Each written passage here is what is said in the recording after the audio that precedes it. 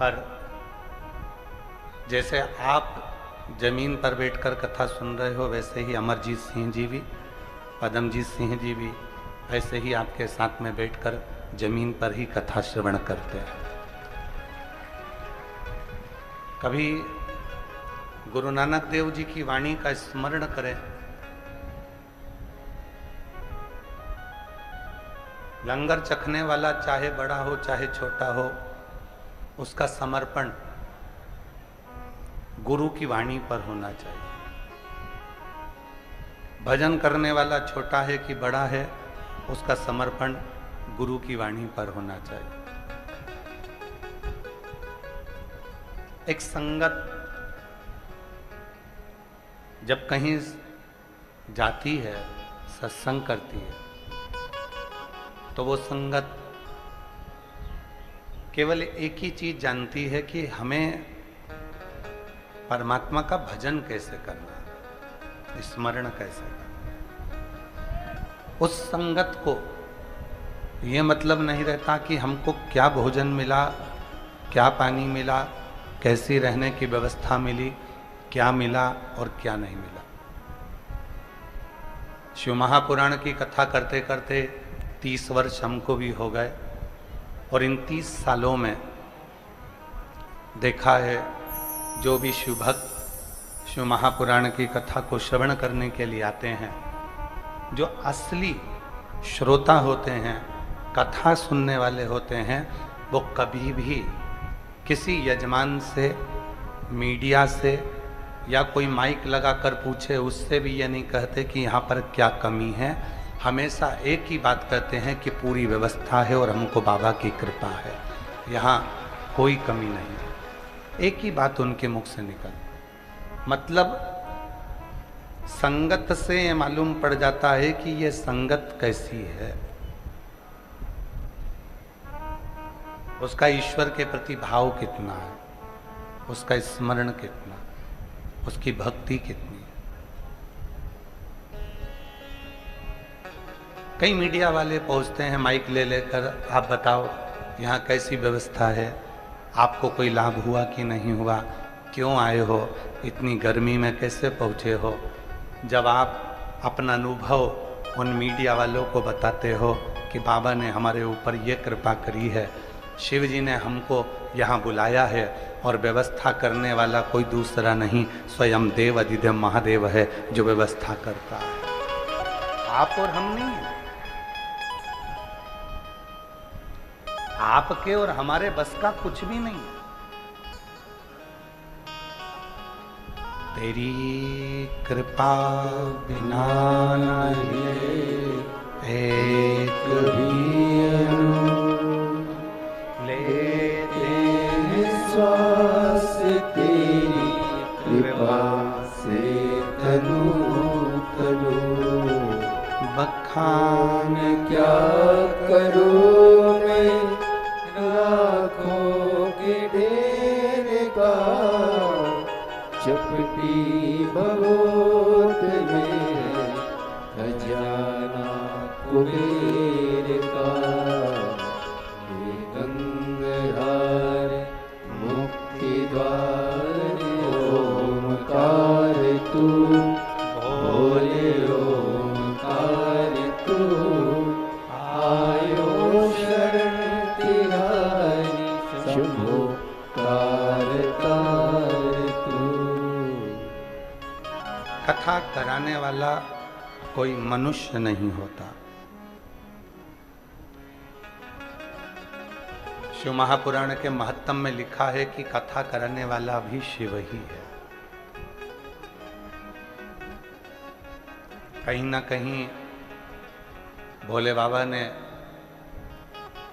अमरजीत सिंह मेहता जी को, पदमजी मेहता जी को, उनके परिवार को यहाँ भटिंडा में रखा, और उनके माध्यम उनको बनाकर ये भगवान शिव की कथा संपूर्ण पंजाब वासियों को श्रवण कराने का सौभाग्य प्राप्त हुआ, भटिंडा वालों को सुना।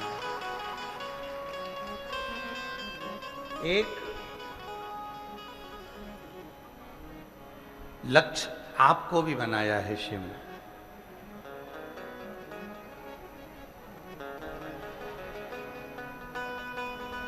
एक बीच का सूत्र आपको भी बनाया है शिव ने। लिखा शिव महापुराण की कथा में, तुम रुका जी चंचुला देवी से कहते हैं, जब कोई शंकर की कथा सुनकर जाता है,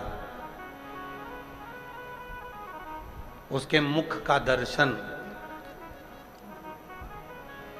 जो जो करता है, अधोगति में अगर उस जिस मार्ग से शिव पुराण की कथा सुनकर जाने वाला व्यक्ति जिस मार्ग से जा रहा हो, उस मार्ग में अगर कोई अधोगति में मर भी गया हो, किसी के प्राण छूट गए हों, कोई गर्भस्थ मर गया हो, कोई गर्भ से शांत हो गया हो, कोई अचानक एक्सीडेंट में चला गया हो, और वो जीवात्मा भी अगर भटक रही होती है, तो जो कथा श्रवण कर कर जा रहा होता है, उसके शरीर की तरंग से वो जीवात्मा तर जाती है, उसको पिंड की भी जरूरत नहीं पड़ती, पिंड की भी जरूरत नहीं पड़ती। ये कथा मानव के जीवन की व्यथा को मिटाने वाली। 3 क्रम है शिव महापुराण के। शिव महापुराण की कथा 3 बातों को मार्गदर्शन करती है। पहला, शिव को 1 लोटा जल चढ़ाओ,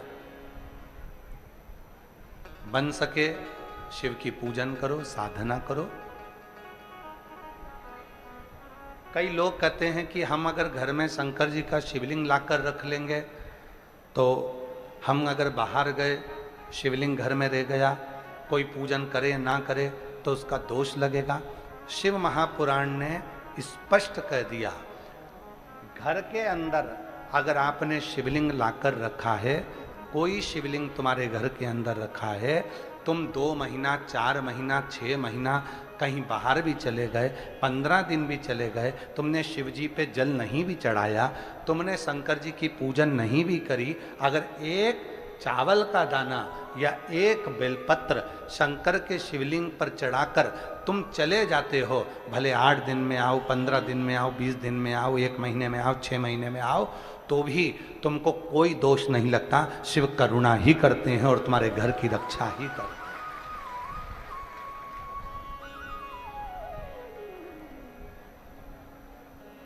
शिव करुणा करते हैं, शिव रक्षा करते हैं।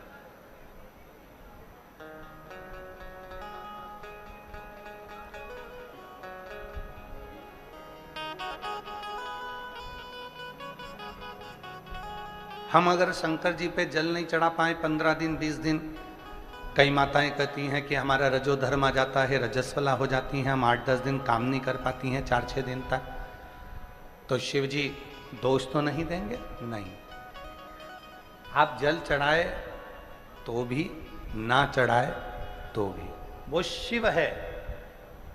पिता कभी अपने बच्चों को अपशब्द नहीं कहता, और मान लो गुस्से में आकर अपशब्द कह भी देता है, तो पिता अंदर से उसको बद्दुआ नहीं देता, वो दुआ ही देता है कि जैसा भी है मेरा है, मेरा।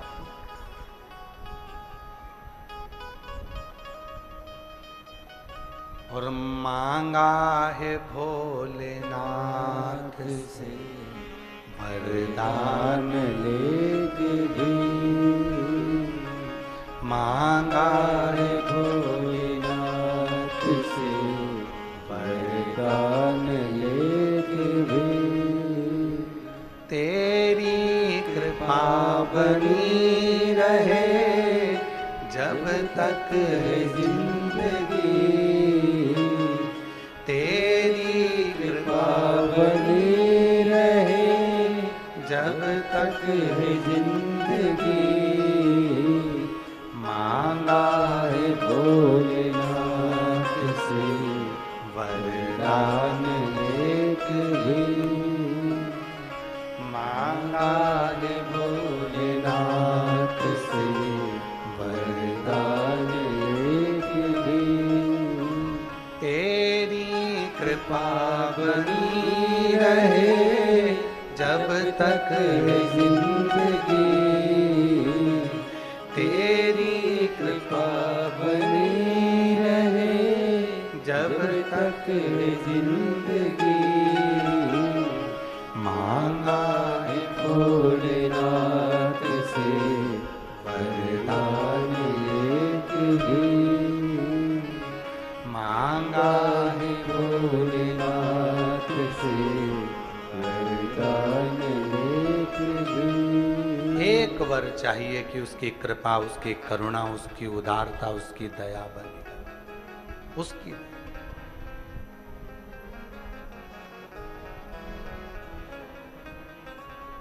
भगवान शंकर तुम्हारी जाति नहीं देखेगा, ब्राह्मण हो, क्षत्रिय हो, वैश्य हो, शूद्र हो। शिव जी तुम्हारा वर्ण नहीं देखेगा, शिव जी तुम्हारा शरीर नहीं देखेगा, शिव जी तुम्हारा धन और वैभव भी नहीं देखेगा, शिव जी तुम्हारी पूंजी और संपदा भी नहीं देखेगा। शिव अगर कुछ देखेगा तो निर्मल मन सो मोहि पावा, और मोहि छल छिद्र कपट ना भावा। केवल तुम्हारा हृदय मन, केवल मन ही देखेगा, केवल मन।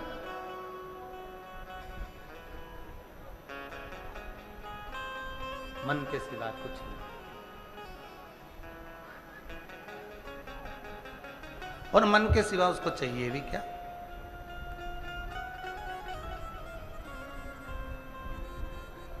शिव महापुराण की कथा कहती है, एक लोटा जल, आवाज नहीं आई, जम के बोलो, एक लोटा जल, बोल बम का नारा है, श्री शिवाय।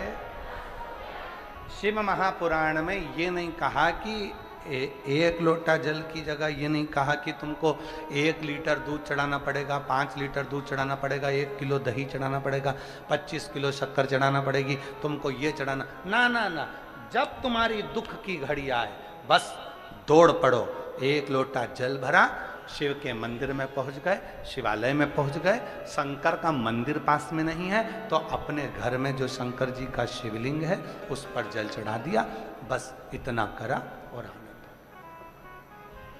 सुख में।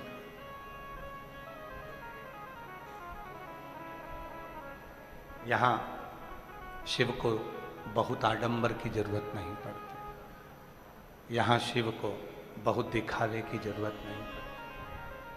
दौड़े, एक पत्र है, अच्छा है, देखो।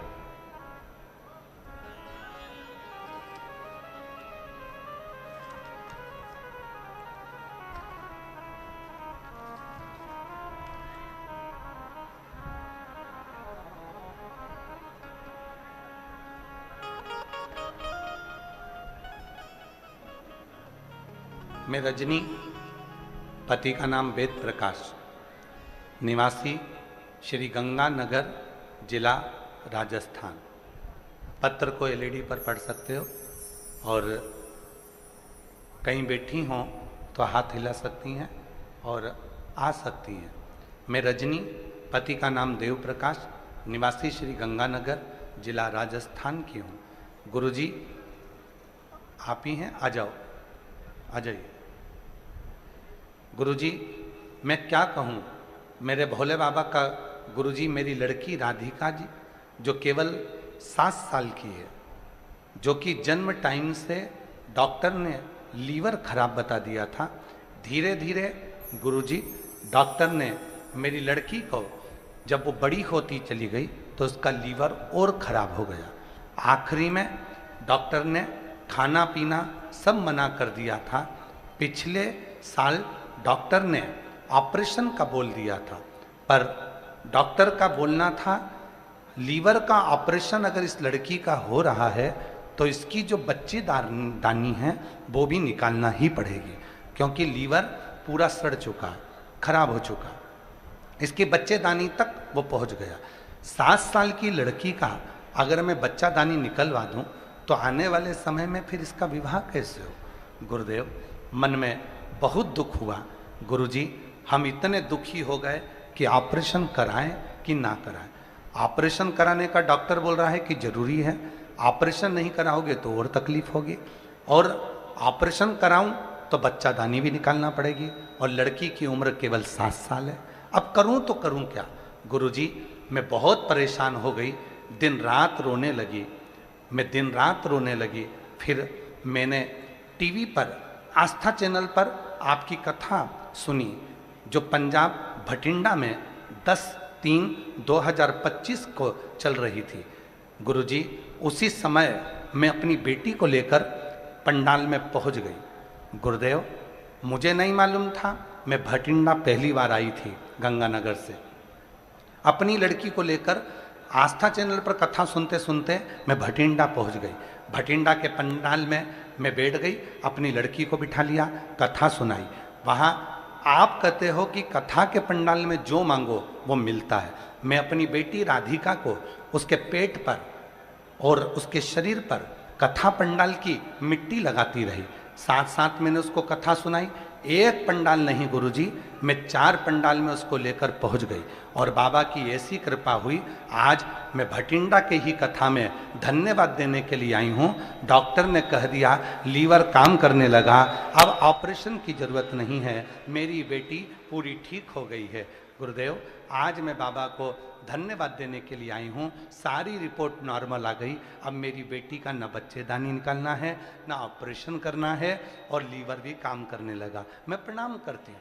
एक पत्र और बड़ा सुंदर है, देखिए कितना सुंदर पत्र है, जरा पत्र को पढ़ा करो आप लोग भी साथ में।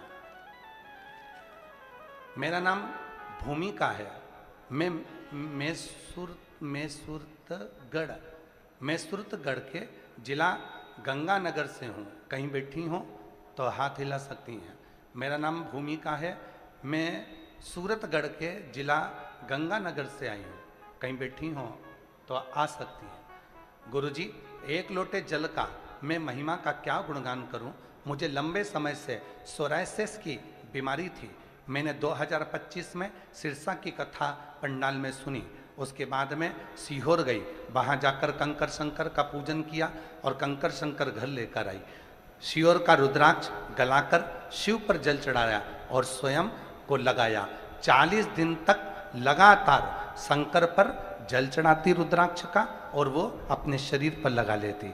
गुरुजी मैं नहीं जानती थी कि मेरी जिंदगी में इतने सालों से सोरायसिस की बीमारी थी। डॉक्टर तो कह रहा था कि ये बीमारी मरते दम तक रहेगी, शरीर ठीक नहीं होगा। दवाई खाते खाते कई सालों हो गए, पर सोरायसिस की बीमारी ठीक नहीं हुई, और केवल 40 दिन निकले गुरुजी, और बाबा की कृपा से आज मैं पूरी ठीक होकर बाबा को प्रणाम करने भटिंडा आई हूँ, यहाँ प्रणाम करने आई हूँ। मेरा नाम भूमिका है, मैं सूरतगढ़ के जिला गंगानगर से आई हूँ। कहीं बैठी हो तो आ सकती हैं।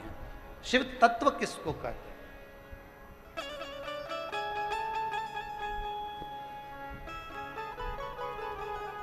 मांगा है भोलेनाथ से वरदान लेते मांगा है भोलेनाथ बोलो बोलो बोलो वरदान लेते तेरी कृपा बनी रहे जब तक है जिंदगी, तेरी कृपा बनी रहे जब तक है जिंदगी। मांगा है भोलेनाथ से वरदान लेते हुए, मांगा है भोलेनाथ से वरदान लेते हुए। तेरी कृपा बनी रहे जब तक है जिंदगी, तेरी कृपा बनी रहे जब तक है जिंदगी। मांगा है भोलेनाथ से वरदान लेते हुए, मांगा है भोलेनाथ से वरदान लेते हुए। ऐसे दया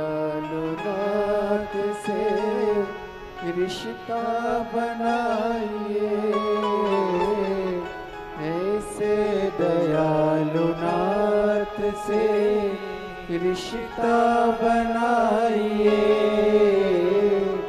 मिलता रहेगा आपको जो कुछ भी चाहिए, मिलता रहेगा आपको जो कुछ भी चाहिए। ऐसा करिश्मा होगा जो हुआ कभी नहीं, ऐसा करिश्मा होगा जो हुआ कभी नहीं। मांगा है भोलेनाथ से वरदान एक ही वर है, एक ही वरदान है, बस तेरी कृपा बनी, तेरी कृपा। शिव महापुराण कथा के 3 क्रम बताए। पहला, शिव को जल चढ़ाओ, पूजन करो।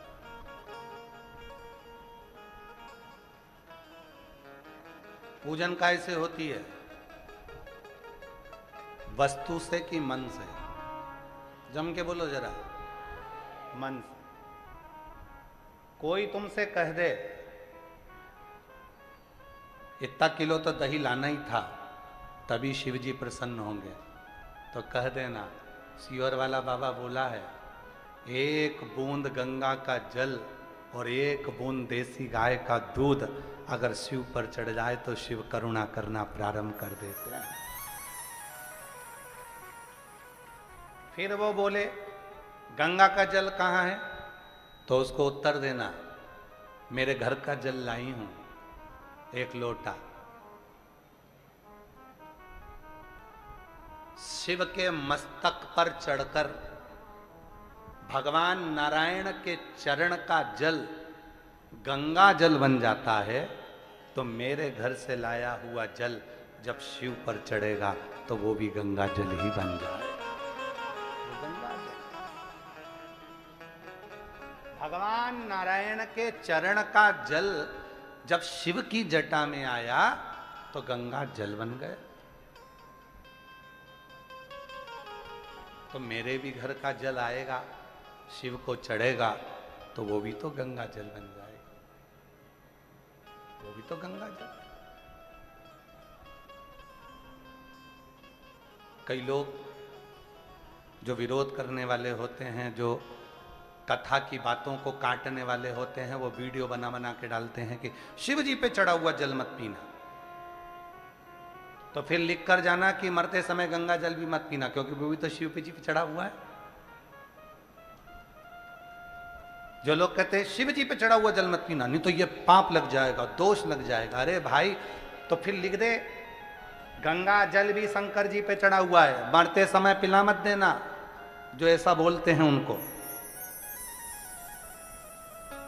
गंगा जल भी तो शिव पे चढ़ा हुआ है। अगर हम भगवान शंकर पर चढ़े हुए जल को पीते हैं तो 3 कायिक, वाचिक, मानसिक 3 पापों से मुक्त हो जाते हैं और शिव की शरणागति हमको प्राप्त हो जाती है।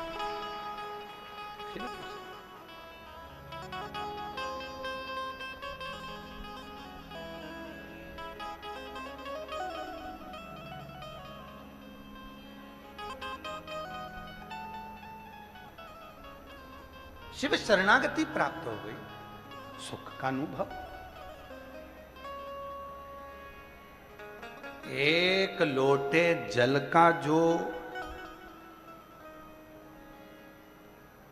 कर्ज है वो कोई साधारण नहीं है। एक हकीकत की कथा है इसी कलिकाल की।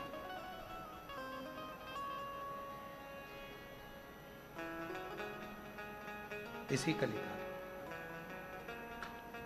1935 ईस्वी की कथा,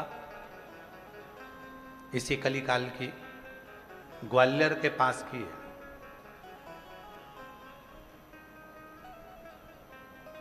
गीता प्रेस गोरखपुर के अंक में यह कथा लिखी गई और बड़ी सुंदर कथा थी। एक डाकू था जिसका नाम परसराम था। डाकू का नाम था परसराम।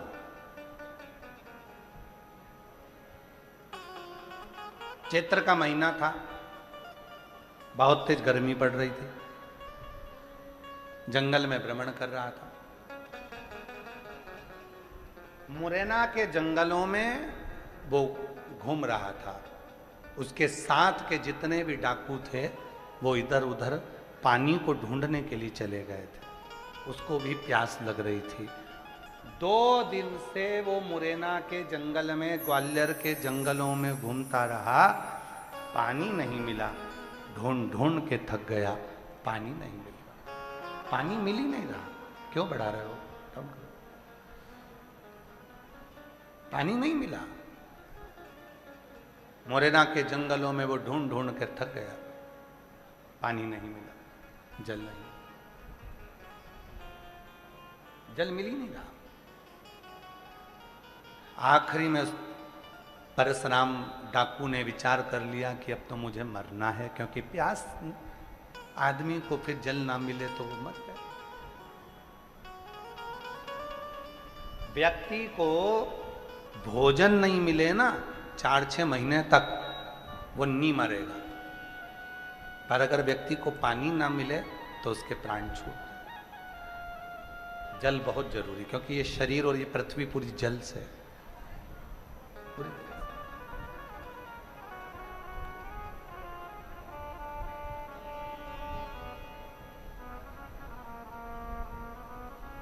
अगर सही समय पर व्यक्ति सही जल पीना प्रारंभ कर दे, रोज पानी पीना प्रारंभ कर दे, ज्यादा से ज्यादा शरीर में पानी जाना प्रारंभ कर दे, तो आधे से ज्यादा बीमारी तो समाप्त ही हो जाए।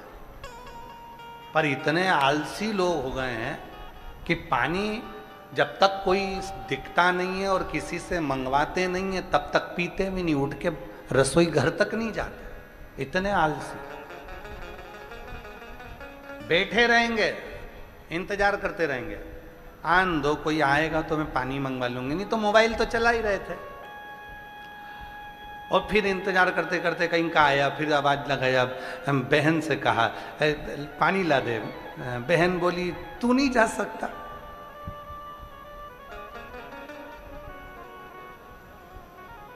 अच्छा, दुनिया की सबसे अच्छी लड़ाई बहन भाई की लड़ाई है। दुनिया की सबसे अच्छी लड़ाई।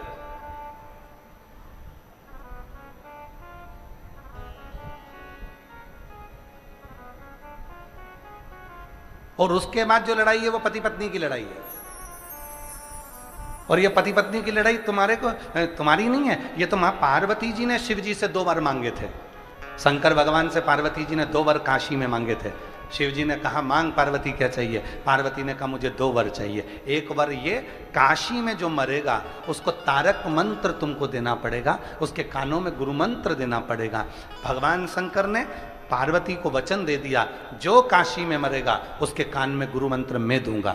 दूसरा वर पार्वती जी ने मांगा कि पति पत्नी में कितना भी झगड़ा हो, उनका आपस में प्रेम बहुत बढ़े, ये वर दे दीजिए। तो शिव जी ने वर दे दिया, वर दे दिया। इसलिए पति पत्नी का थोड़ा बहुत झगड़ा होना जरूरी है। वो झगड़ा करेंगे, प्रेम बढ़ेगा। पर इतना झगड़ा मत करना कि वो मायके और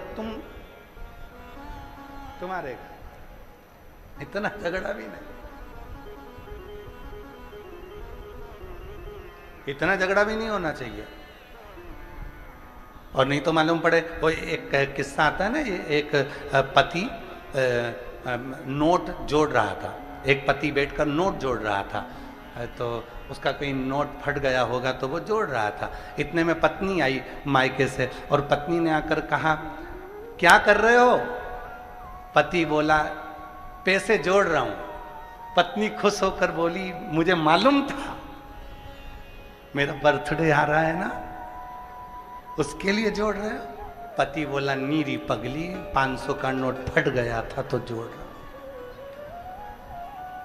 नोट फट गया इसलिए।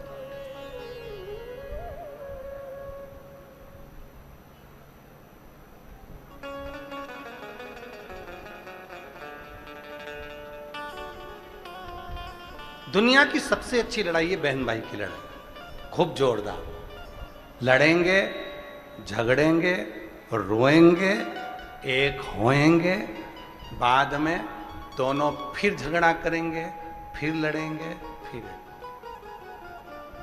पर ये कब तक लड़ते हैं? जब तक विवाह शादी नहीं होते, कुंवारे हैं तब तक लड़ते हैं, और विवाह के बाद में फिर दोनों झगड़ा करने वाली बात को याद कर कर अपने उस याद में कभी कभी आंसू भी आ जाते हैं, कभी कभी।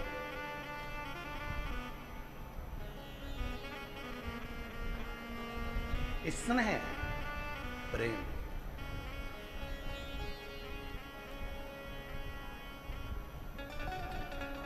और यही वात्सल्यता है, यही स्नेह है। पानी परशुराम डाकू को नहीं मिला, हताश हो गया। नहीं,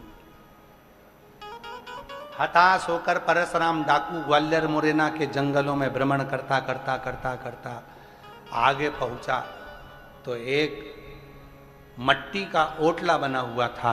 उस ओटले पर शंकर जी का शिवलिंग रखा हुआ था। परशुराम डाकू ने देखा कि वो मट्टी का ओटले पर जो शंकर जी का शिवलिंग रखा हुआ है, वो शिवलिंग पूरा की पूरा टेढ़ा हो रहा है, पूरा की पूरा टेढ़ा हो रहा है, उसमें खड्डा हो गया और वो शिवलिंग पूरा तिरछा हो गया। परशुराम डाकू ने सोचा कि अब पानी नहीं मिल रहा है तो 5-10 मिनट घोड़े को बांधता हूं और इस शिवलिंग को मैं अपनी तलवार से पकड़कर सीधा कर देता हूं।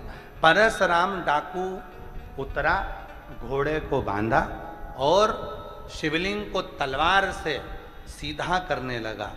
शिवलिंग जब सीधा नहीं हो रहा था तो परशुराम डाकू ने शंकर जी से कहा, भोले बाबा तुम मेरे गुरु हो, तुम मेरे गुरु हो, मैं भी डाकू और अच्छा नंबर 1 का, और तुम भी कम नहीं हो। मैं डाका डालता हूं धन का, तुम डाका डालते हो मन का, लोगों का दिल चुरा लेते हो, हृदय चुरा लेते हो। बाबा आप मेरे गुरु हो, मेरा नाम परशुराम है, मैंने सुना है परशुराम भगवान के भी आप गुरु रहे हो, तो मेरे भी गुरु हो।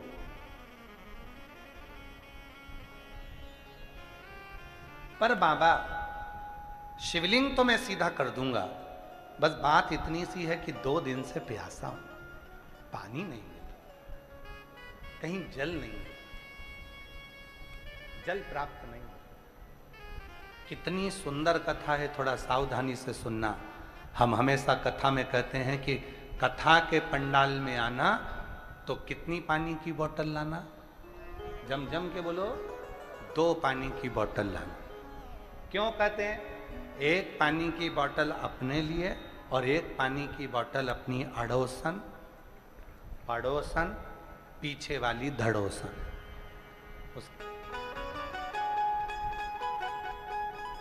एक पानी की बोतल अपने लिए लेकर आओ और एक पानी की बोतल जो अपनी अड़ोसन, पड़ोसन, धड़ोसन है उसके लिए लेकर आओ।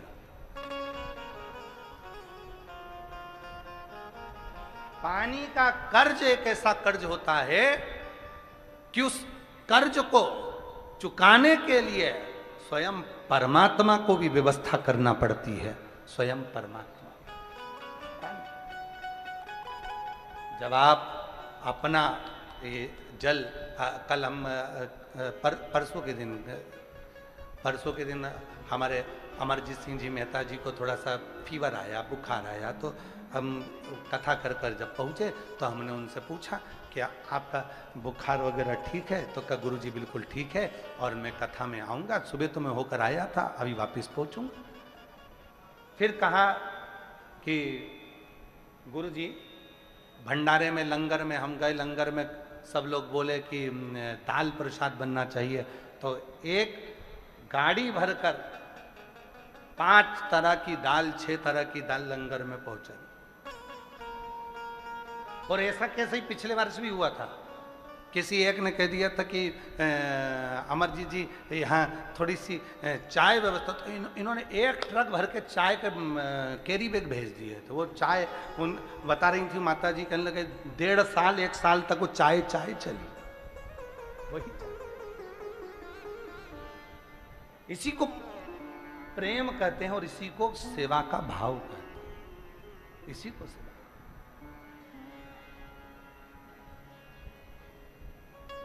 आप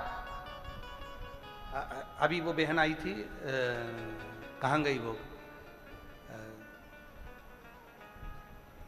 अभी आई थी ना वो लेने के लिए बेलपत्र, कहाँ बैठी है, जरा खड़ी हो ना, कहाँ गई वो बता रही थी हम लोग आ रहे थे, 20 लोग गाड़ी में थे। हाँ, ये बहन बता रही थी 20 लोग गाड़ी में बस में आ रहे थे और कहीं कौन सा गांव बोला था उसने, कौन सा गांव बोला था, वहाँ बस कोई गांव बताया था यहीं आसपास, वहाँ वो बस जो है उसकी 20 लोग उस बस में थे और वो बस कहीं डामाडोल हो गई, कहीं फंस पलटी में। जितने लोग बस में आ रहे थे सब वहीं पर, एक गाड़ी वाला पीछे से आता है, सबके मुख पर श्री शिवाय नमस्तुभ्यम था। एक गाड़ी वाला आया, गाड़ी रोकी, सबको निकाल कर अपनी गाड़ी में बिठाया और बोलने लगा आप भटिंडा जा रहे हो, चलो मैं तुम्हें शिव पुराण तक छोड़कर आता हूं, और लाकर यहां बिठा गया। वो बहन जी के शब्द है जो पत्र लेने, बेलपत्र लेना ही थी। कहीं कौन सा गांव भी बताया था कि जहां वो बस डामाडोल होकर कहीं गिरी पड़ी, जो भी हुआ। गंगानगर से चले थे, कौन आया, कौन पहुंचा, कौन लेकर यहां छोड़ गया, सबको इकट्ठा कर कर बिठाकर किसी की उंगली में खरोच आई, कोई दूसरा नहीं था। ना जाने किस वेश में नारायण मिल जाए, कब वो आता है कब चला जाता है पता ही नहीं। क्या बात,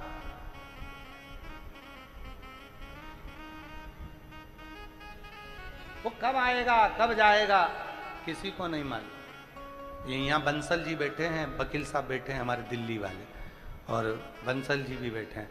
इन लोगों के स्मरण में है, हम पहले कुछ साल पहले जब हरिद्वार कथा करे थे, जजमान छोटे रूप में कथा कराए थे हॉल में, तो कथा कराए थे, तो वहाँ कथा में आप लोगों में से भी शायद कोई ना कोई पहुँचा होगा। हरिद्वार जब कथा थी तो नीलकंठ दर्शन करने के लिए गए थे। काय बंसल जी सही है, तो नीलकंठ दर्शन करने के लिए गए थे। नीलकंठ दर्शन कर कर आ रहे थे और जो ड्राइवर था उसको आ गई झपकी, और झपकी आने पर ड्राइवर की ना जाने कैसी झपकी लगी और वो गाड़ी पत्थर से टकराई। इधर तो गंगा जी बह रही थी, इधर पहाड़ था, और वो गाड़ी पत्थर से टकराकर 1 राउंड 2 राउंड और तीसरा राउंड लेने ही वाली थी। इतनी देर में वो 2 बार हिलकर वहीं गंगा के बिल्कुल पास में गिरने के पहले ही वो गाड़ी उल्टी की उल्टी रह गई। आशीष भी सब उसी में, और सुध नहीं क्या हुआ। एक पति पत्नी का जोड़ा आया, इतने सुंदर पति पत्नी, इतने सुंदर। पीली साड़ी एक माँ पहनी हुई थी, पति एक सुंदर सा कुर्ता पहना हुआ था, मस्तक पर त्रिपुंड सफेद लगा हुआ था, पत्नी की नासिका पर से लेकर सिर तक त्रिपुंड लगा हुआ था, और बड़े सुंदर रुद्राक्ष की माला गले में डली थी, बड़ी सी नथनी थी, और वो माँ और वो पिता दोनों हाथ पकड़कर हमसे कहते हैं लाओ हम तुम्हें बाहर निकाल देते हैं। बाहर निकालकर बिठाकर कहाँ चले जाते हैं पता ही नहीं।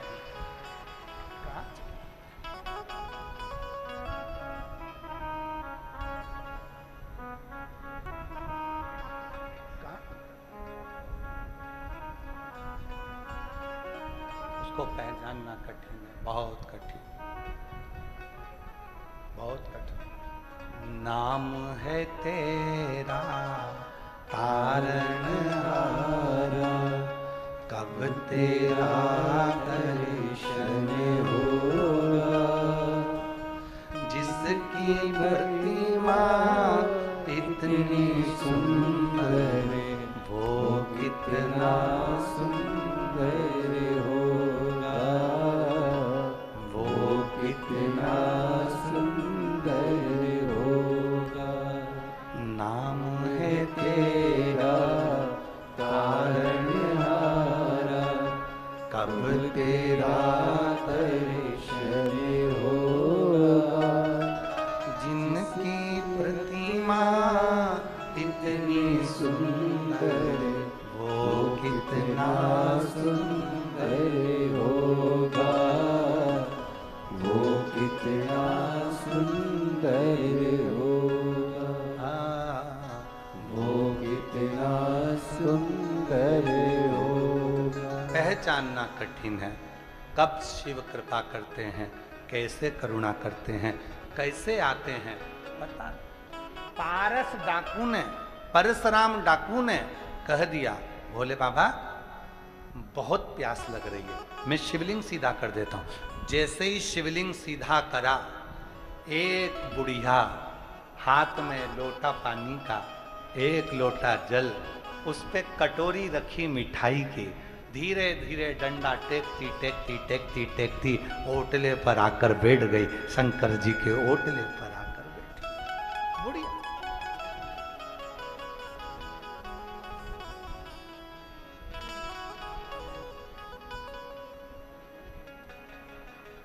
डंडा टेकते टेकते वो आई और ओटले पर आकर बैठ गई।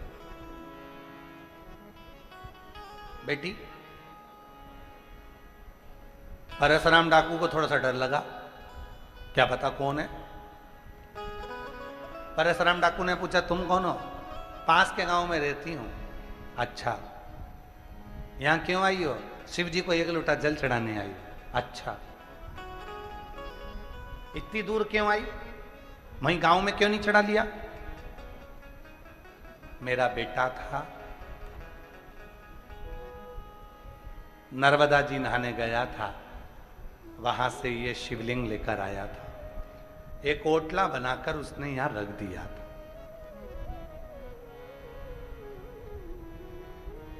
वही आता था, पूजा करता था। एक बीमारी आ गई हमारे गांव में, मेरा बेटा भी मर गया, बहू भी मर गई, उसका लड़का भी मर गया, बस एक लड़की उसकी है, चंपा उसका नाम है, वो मेरे पास में रहती है। चंपा रहती है। अच्छा, अब वो नहीं है ना, तो कभी कभी जल चढ़ाने के लिए मैं आ जाती हूं। मां, चढ़ाओ जल शिव जी को। बूढ़ी मां ने कहा, मुझे ऐसा लगता है कि तुमको प्यास लगी है, जल तो मैं बाद में आकर चढ़ा दूंगी, लो तुम पानी पी लो। एक लोटा जल बूढ़ी मां ने परशुराम डाकू को दिया, मीठे की कटोरी दे दी। परशुराम डाकू ने मिठाई खाई, पानी पी गया, और पानी जो पिया तो परशुराम डाकू की आंख में जल भरकर महादेव से कहता है, मैंने तो तुझसे कहा था कि प्यास लगी है, और जल बुढ़िया लेकर आ गई। जल बुढ़िया लेकर, मैंने तो तुझसे कहा था। डाकुओं के रिकॉर्ड में परशुराम डाकू का चरित्र आज भी लिखा हुआ है ग्वालियर के रिकॉर्ड में, आप उसको पढ़ो, मिलेगा। बुढ़िया लेकर आ गई। बूढ़ी मां वापिस जाने लगी। परशुराम डाकू ने कहा, मां जा रही हो? हाँ। इतनी जल्दी क्या है? बूढ़ी मां कहने लगी, मेरी पोती है ना चंपा, उसका विवाह है। बैसाख के महीने में पंचमी तिथि को मेरी बेटी का ब्याह है, उसकी बारात आई, पर बेटा नहीं है, बहू नहीं है, कोई कमाने वाला नहीं है, घर में कुछ भी नहीं है, मेरे को पूरे गांव में जाकर थोड़ा थोड़ा सा मांगना पड़ेगा, तब तो मेरी बेटी का ब्याह होगा। परशुराम डाकू ने कहा, मां तेरा एक लोटा जल पिया है, मैंने अपने गुरु के मुख से सुना था, एक लोटा जल जब शंकर जी के ऊपर चढ़ता है, शंकर भगवान उस जल चढ़ाने वाले के कर्जदार हो जाते हैं और कर्जा चुकाने उसके घर जरूर जाते हैं।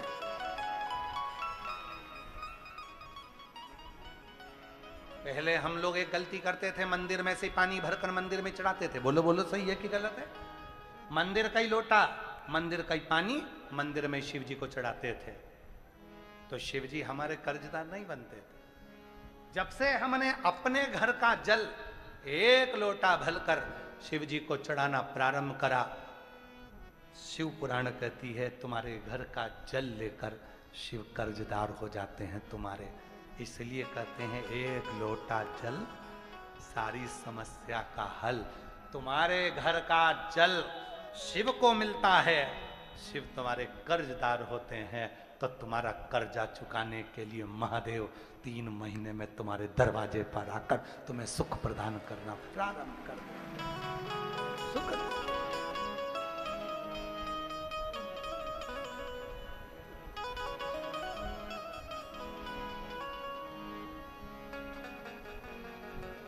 उसका स्मरण रहे, उसकी वो जब दुख आया तब वही आया। फिर वही वाली लाइन स्मरण आ गई, ओ भीड़ में तन्हाई में प्यार की गहराई में मुझे तुम याद आते हो, मुझे तुम याद आते हो। भीड़ में तन्हाई में प्यार की गहराई में मुझे तुम याद आते हो, मुझे तुम याद आते हो। भोले तुम याद आते हो, भोले तुम याद आते हो। दुख आया वो याद आया, वो याद आया। आज पूरी दुनिया, पूरा विश्व अचंभे में पड़ा हुआ है कि वो सीहोर वाला बाबा एक लोटे जल में सारी समस्या का हल कैसे ढूंढ लेता है। सीहोर वाला बाबा नहीं, ये हमारे शास्त्र कहते हैं, जब हम किसी के घर का एक गिलास पानी पीते हैं तो हम उसके कर्जा चुकाने के लिए हकदार बन जाते हैं। कर्जा तो तुम रोज शिव जी को एक लोटा जल दे रही हो, तो क्या शिव कर्जा नहीं चुकाएंगे? क्या तुम्हारे दरवाजे पर आकर तुम्हारा दुख नहीं मिटाएंगे? आएगा, वो आएगा, जरूर आएगा, जरूर आएगा।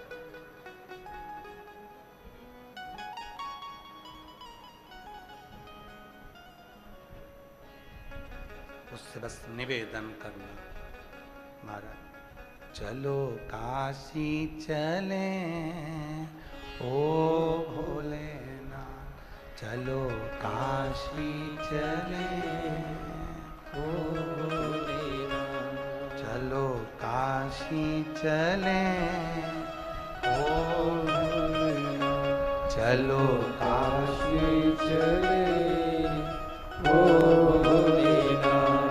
मन ऐसी जगह ले चला रे, मन ऐसी जगह ले चला रे, मन ऐसी जगह ले चला रे, मन ऐसी जगह ले चला रे, जहाँ गंगा बहे ओ भोलेनाथ, जहाँ गंगा बहे भोलेनाथ चलो काशी चले ओ भोलेनाथ चलो काशी चले ओ भोलेनाथ ओ भोलेनाथ ओ भोलेनाथ ओ भोलेनाथ ओ भोलेनाथ ओ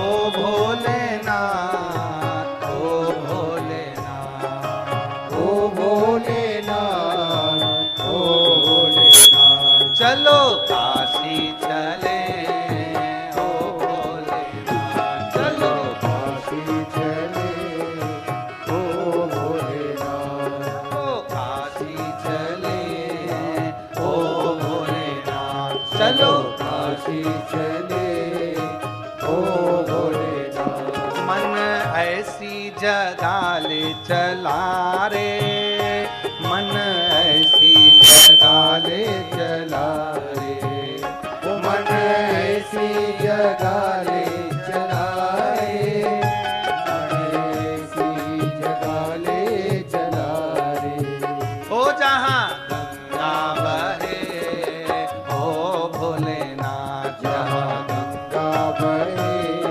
चैन ओ करो। भोलेनाथ जहाँ गंगा बहे जहाँ गंगा बहे ओ भोलेनाथ जहाँ गंगा बहे ओ भोलेनाथ जहाँ गंगा बहे ओ भोलेनाथ दोनों हाथों से ताली से बजाते हुए।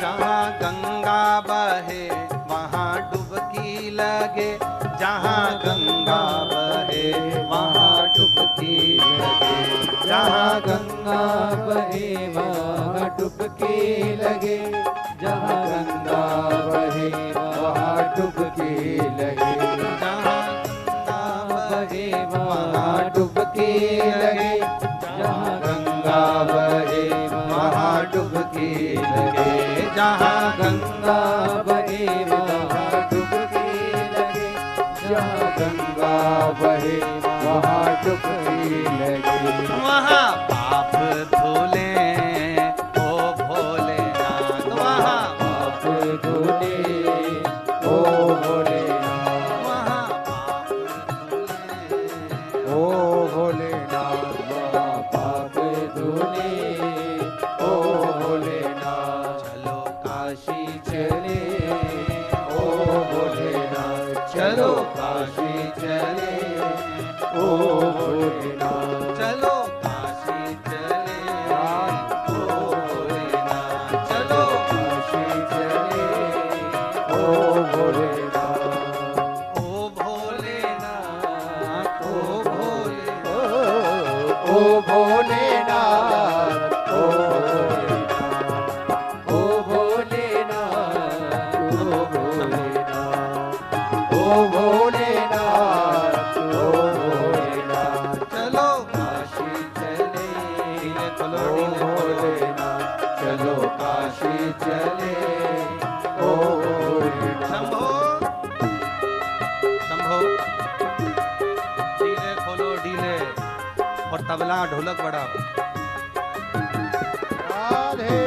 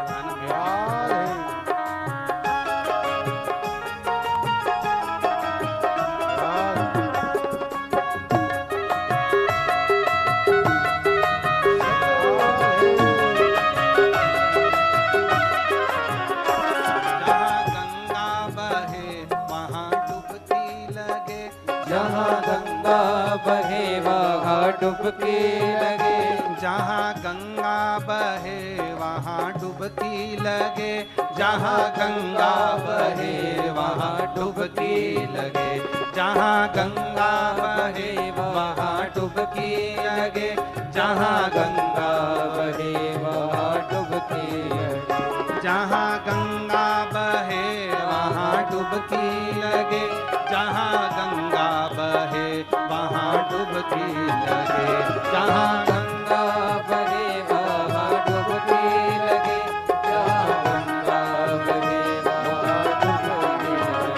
वहाँ पाप धुले ओ भोलेनाथ, वहाँ पाप धुले ओ भोलेनाथ, वहाँ पाप धुले ओ भोलेनाथ, वहाँ पाप धुले ओ भोलेनाथ। चलो काशी चले ओ भोलेनाथ, चलो काशी चले ओ भोलेनाथ।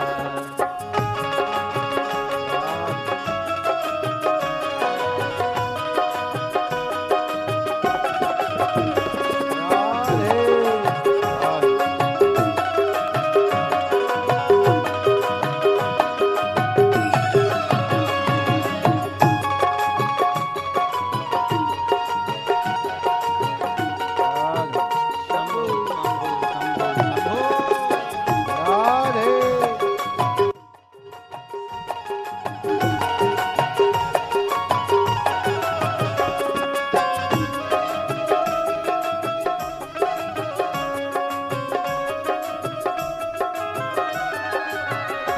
मन ऐसी जगह ले चला रे, मन ऐसी जगह ले चला रे, ओ मन ऐसी गाले चला रे, मन ऐसी पीछे वालों। गाले चला रे। मन ऐसी जगह ले चला रे, मन ऐसी जगह ले चला रे, ओ मन ऐसी गाले चला रे, मन ऐसी गाले चला रे। जहाँ सुकून मिले ओ भोलेनाथ, जहाँ सुख मिले ओ भोलेनाथ, जहाँ शांति मिले ओ भोलेनाथ, जहाँ सुख मिले ओ भोलेनाथ। ओ भोलेनाथ, ओ भोलेनाथ, ओ भोलेनाथ ओ भोलेनाथ, ओ भोलेनाथ, ओ